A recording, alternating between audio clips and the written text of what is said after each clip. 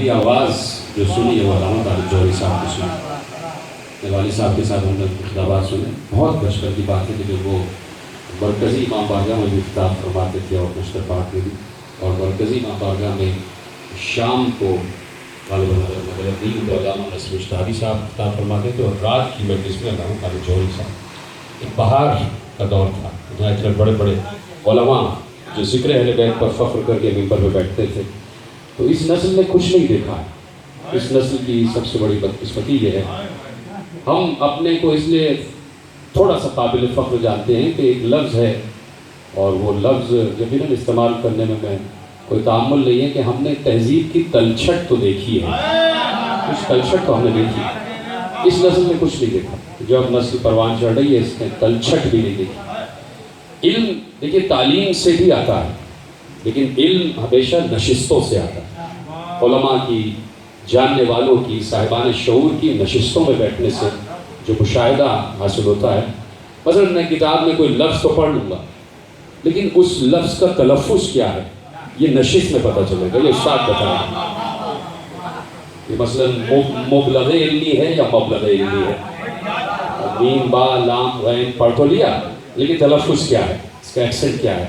تو یہ ہمیشہ نشستوں سے حاصل ہوتا ہے. ہمیں فخر رہا ہے کہ ہم کچھ جاننے والوں کی نشستوں میں بیٹھے, 4-5 مرتبہ علامہ طالب جوہری صاحب کی نشست میں بیٹھے, اور حضرت کلیم علیبہ شاہد نقوی صاحب علی اللہ مقامہ کے ساتھ علامہ صاحب کی بارگاہ میں شرف باریابی بھی حاصل ہوا, اور مرثیے پر بات ہوئی.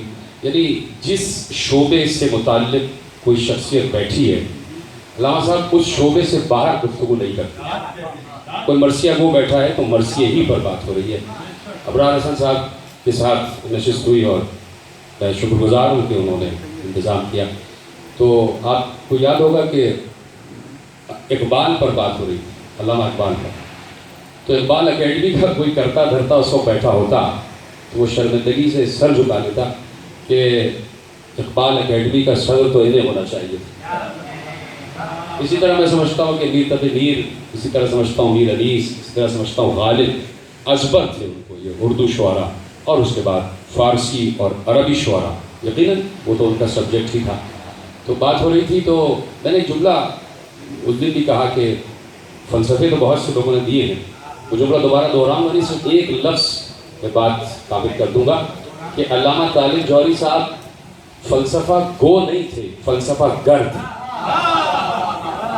یہ فلسفہ بیان کر دینا, میں بھی بیان کر دوں گا, آپ بھی بیان کر دیں گے, سب بیان کر دیں گے, لیکن اپنا کوئی فلسفہ دینا یہ سب سے بڑی بات ہے. تو اس پر بھی ریسرچ ہونی چاہیے کہ میں, اب یقیناً آپ اتفاق کریں گے, اور ہم سب اس وقت اتفاق کر رہے ہیں. اور سب سے بڑا المیہ یہ ہے کہ کسی بھی صاحب طرز اور صاحب علم, صاحب فن, صاحب ہنر شخصیت کی زندگی میں کبھی ہم اس کا اعتراف نہیں کرتے. یہ بڑا المیہ ہے, یہ بڑی ٹریجڈی ہے. تکلیفیں دیتے رہتے ہیں, تکلیفیں پہنچاتے رہتے ہیں. علامہ عرفان حیدر آبادی صاحب کی جب شہادت ہوئی ہے تو بہت بڑا ایک جملہ کسی طرف سے آیا کہ اس قوم نے خطیب کو تھکا دیا, تھک کے سو گئے. تو میرے عزیزو, اس وقت بھی وقت ہے, ابھی بھی طے کر لیا جائے. ہم خطیبوں میں آپس میں بڑی مخاصمت ہے, ایک دوسرے کو برداشت نہیں کرتے, ایک دوسرے کو سنتے نہیں, ایک دوسرے کو ٹالریٹ نہیں کرتے. آپس میں چاہے کوئی بھی ہو, چاہے شاعر ہوں, چاہے خطبہ ہوں. میں اکثر کہتا ہوں کہ ماتمیوں سے سبق سیکھو, ماتمیوں سے سبق سیکھو. ماتمی انجمنیں عہدیداروں کے حساب سے الگ ہو جاتی ہیں, لیکن ماتمیوں کے حساب سے کبھی الگ نہیں ہوتی. ماتمی حلقہ جہاں لگا ہوتا ہے ماتمی وہاں پہنچ جاتا ہے. تو اسی طرح ایک دوسرے کو برداشت کرنا چاہیے, ایک دوسرے کو ٹالریٹ کرنا چاہیے. اور جو ہمارے یہاں کے سینئرس ہیں, جو اس وقت بزرگ کی حیثیت رکھتے ہیں, انہیں سب کے سر پر شفقت کا ہاتھ رکھنا چاہیے, اور سب کا تعارف. میں نے جو ایک نشست جو شعوری طور پر جو میں بھائی, کیونکہ میں ملا تو 3-4 میں نے کہا آپ سے نشستیں ہوئی, لیکن وہ نشست جو ابرار بھائی کے ساتھ ہوئی تو اس میں معلوم ہو رہا تھا کہ واقعاً اگر لفظ علامہ کسی پر سجتا ہے تو شاید علامہ ہلی کے بعد علامہ طالب جو ہے. میں اکثر باتیں کرتا ہوں تو بتاتا ہوں کہ بھائی نہ اس وقت کوئی علامہ نہیں ہے. یقیناً یہ اصطلاحاً کوئی جو ممبر پہ بیٹھ جاتا ہے اس سے علامہ کہنا شروع کر دیتے ہیں. اور جو محراب میں نمازیں پڑھاتا ہے اسے مولانا کہا جاتا ہے، اصطلاحاً ہے. نہیں تو اگر لفظ مولانا پر بات ہو جائے تو مولانا تو صرف علی ہے. مولانا ہمارا مولا. تو اب اصطلاحات اور لغت کی طرف آپ چلے جائیں گے تو بڑے مباحث ہیں. تو میں تو اس وقت صرف قبلہ حضرت علامہ طالب جوہری صاحب مدد اللہ العالی کو خراج عقیدت پیش کرنے آیا ہوں. میں نے اللہ مقاموں کو جان بوجھ کرنے کہا ہے کہ ابھی جیسے کہ مولانا جواد حسین آفی صاحب نے کہا کہ علم نہ مرتا ہے نہ کبھی عالم مرتا ہے. جب تک اس کی فکر زندہ ہے، جب تک اس کا عقیدہ دیا ہوا زندہ ہے. تو علامہ طالب جوہری صاحب ان چند خطبہ میں تھے کہ جن کے لیے یہ لفظ کہا جاتا ہے کہ جنہیں ٹرینڈ سیٹرز کہا جاتا ہے، جنہوں نے ٹرینڈ سیٹ کیا. اور بہت ایک عرصہ گزر گیا، میں نے وہاں لفظ کہا تھا کہ ایک دور گزرا جسے دور ترابی کہا گیا، عہد ترابی کہا گیا. اور اب جو دور گزرے گا وہ عہد جوہری گزرے گا. علامہ طالب جوہری کا ہے. فخر کریں گے ان کی نشست پہ بیٹھنے والے کہ ہم دور جوہری میں سانس لے رہے تھے، ہم نے جوہری کو دیکھا ہے اور جوہری نے ہمیں پرکھا.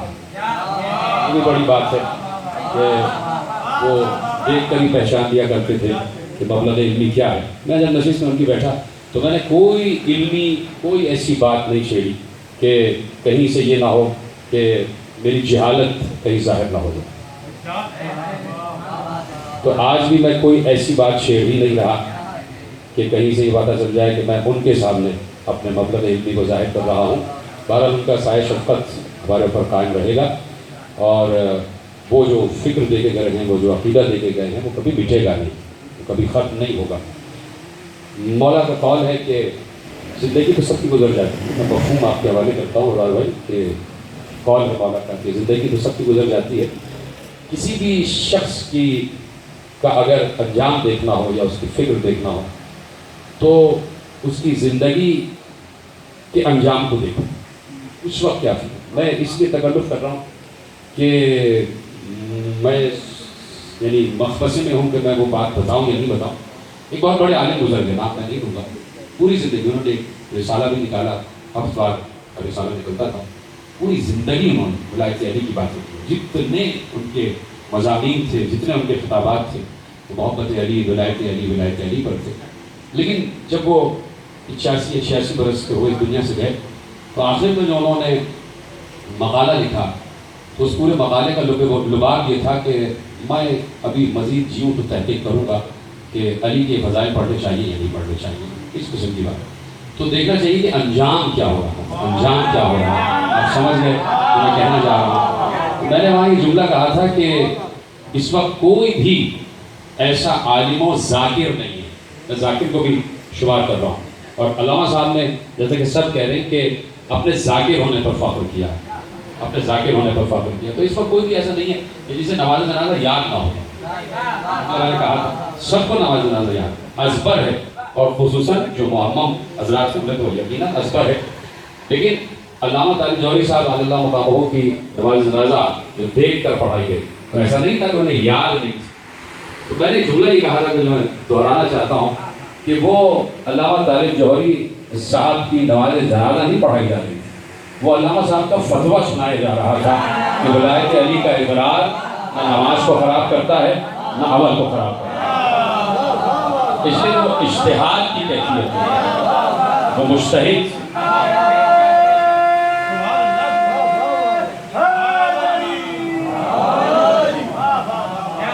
اور 28 سے 29 اجازہ ہے اجتہاد اتفاق سے اور بڑے بڑے علماء کے اجازہ ہے اجتہاد اتفاق سے وہ مجتہد کر دی جگہ. اور انہوں نے اجتہاد خطابت میں بھی کیا، خطابت میں بھی اجتہاد کیا اور وہ آخر اتنا فتویٰ دے گئے کہ اسے ہی ذاکر ماننا اور اسے ہی قدیر ماننا جو ولایت علی کا اقرار کر رہا ہو، جو علی کی بات کر رہا ہو. تو اس لیے میں نے کہا کہ بہت سے امور ایسے ہیں کہ جن پر بات ہو سکتی ہے، لیکن وہ موقع الگ ہوتا ہے کہ کوئی ریفرنس ہو، کوئی کانفرنس ہو، پیپر پڑھا جائے، مقالے پڑھے جائیں. تو میں نے یہ جملہ کہا کہ علامہ طالب جوہری صاحب کی تو ابھی تک خطابت ہی کے گوشے دریافت نہ ہو سکے. یہ شخصیت ایسی ہے کہ اسے دریافت کرنے کی ضرورت ہے، انہیں دریافت کرنے کی ضرورت ہے، ڈسکور کیا جائے. علامہ طالب جوہری صاحب کو ان کے ہر شعبہ علمی پر الگ الگ مقالے لکھے جائیں، الگ الگ کتابیں لکھی جائیں. اتنی بڑی شخصیت ہے کہ ایک کتاب میں ان کی شخصیت کا، ان کے علم و فن کا احاطہ نہیں ہو سکتا. اور بہت سی چیزیں ایسی ہیں جو فلسفے کے اعتبار سے بھی ہیں اور منطق کے اعتبار سے بھی ہیں اور کتابت کے اعتبار سے بھی ہیں. بس بات اس پر کر دوں کہ جو میں نے بات کہی کہ فلسفہ گو نہیں، فلسفہ گرد ہے. یعنی بہت سی روایتیں انہوں نے ایسی پڑھی. ضروری نہیں ہے کہ فلسفہ جو ہے نا، دیکھیے ابرار بھائی آپ سے معذرت کے ساتھ کہ علامہ ریاض جوہری صاحب تشریف فرمائیں کہ فلسفہ صرف یہ نہیں کہ کسی تجرید کا نام ہو یا کسی ایبسٹریکٹ کا نام ہو. مطلب فلسفہ ایسا نہیں کہ سمجھ ہی نہ آئے. یعنی ہر مرتبہ یہ نہیں ہوتا کہ بھائی یہ کیا فلسفہ بیان کیا کہ سمجھ ہی نہیں آ رہا. فلسفہ کبھی کبھی انسان کو جو ہے وہ سہل ممتنع کی طرف بھی لے جاتا ہے، کبھی آسانی کی طرف بھی لے جاتا ہے، کبھی آسان فلسفہ بھی ہوتا ہے. تو علامہ تعالی جوہری صاحب نے میں نے کہا نا کہ فلسفہ گو بھی تھے اور فلسفہ گر بھی تھے. تو جب میں نے ایک روایت وہاں پڑھی تھی، جو میں نے 2 روایتیں ان سے سنی اور بہت کم اس سے اور روایتیں علامہ صاحب پڑھتے تھے. وہ تو ہمیشہ قرآنی آیات کی تعبیر اور تفسیر کے ساتھ نتائج دیا کرتے تھے اور علم مناظرہ کو بھی انہوں نے ایک نیا رنگ اور ڈھنگ دیا. بتایا ہے کہ مناظرہ شرافت کے دائرے میں بھی ہوتا ہے، قرآن کے دائرے میں بھی ہوتا ہے.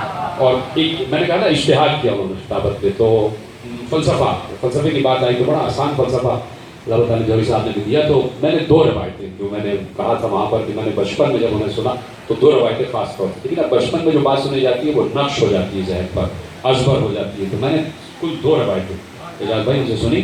تو اس میں ایک روایت میں نے وہاں پڑھ لی تھی مجلس ترہیم میں، اور ایک روایت جو میں نے کہا نا جو فلسفہ دیا، فلسفہ دیتے تھے. ہم جسے نتیجہ کہتے ہیں وہ علامہ صاحب کے یہاں فلسفہ ہوا کرتا تھا. وہ فلسفہ کیا تھا وہ روایت پڑھ رہے تھے، بڑی مشہور روایت ہے، بچوں کو یاد. میں صرف اشارہ کروں گا کہ وہ روایت کہ جب امیر المومنین کے دربار میں ایک چور لایا گیا اور امیر المومنین نے اس کے ہاتھ انگلیاں کٹوا لی اور وہ امیر المومنین کو دعا دیتا ہوا، ان کی فضیلتیں پڑھتا ہوا باہر چلا گیا. تو جب امیر المومنین کے ذہن میں یہ بات لائی گئی علم میں کہ وہ شخص جو ہے وہ باہر گیا اور آپ کی فضائل پڑھا، تو علامہ صاحب کا جملہ یہ تھا کہ اپنے بیٹے حسن سے کہا کہ جاؤ بیٹے اپنے چچا کو بلا کے لے آؤ. اور یہاں سے کہا کہ علی نے ایک فلسفہ دیا ہے، علی نے ایک فلسفہ دیا ہے کہ انسانیت میں رنگ و نسل نہیں دیکھی جائے، رنگ و نسل کے فرق کو مٹا دیا. ایک فلسفہ تو یہ ہو گیا. اور کہا کہ جب وہ آ گیا تو میرے مولا نے اس کے دونوں ہاتھوں کی انگلیاں جوڑ دی، اور جب جوڑ دی تو وہ پھر علی کو دعا دیتا ہوا گیا. واقعہ ختم ہو گیا. یہاں سے انہوں نے ایک فلسفہ دیا جسے میں نے کہا نا نتیجہ کہا جاتا ہے. یہ علامہ صاحب کے فلسفے ہیں، اور جو واقعاً فلسفی کہلاتی ہے وہ الگ چیز ہے، لیکن جو علامہ صاحب کے فلسفے ہیں وہ یہ ہیں کہ جیسے ہی کہا کہ اس کے ہاتھ کی انگلیاں جوڑ دی اور وہ پھر علی کو دعا دیتا ہوا گیا، تو جملہ انہوں نے کہا، اور یہ بھی فلسفہ ہے جو میں نے کہا نا فلسفہ گر ہے. فلسفہ دے دیا کہ بتا دیا علی نے کہ علی کی محبت اور علی کے چاہنے والے کی سزا تو وقتی ہوتی ہے، جزا دائمی ہوتی ہے.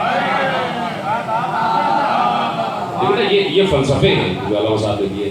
اب یہ ایک ایسپیکٹ ہے، یہ ایک زاویہ ہے علامہ صاحب پر گفتگو کرنے کا یا کتاب لکھنے کا یا مقالہ لکھنے کا، کہ علامہ صاحب نے اس طرح سے فلسفے کتنے دیے ہیں، اس طریقے سے دیے ہیں. تو بہرحال میں چند شعر پڑھ دیتا ہوں آخر میں کہ مسائل بھی ہو جائے، اس لیے کہ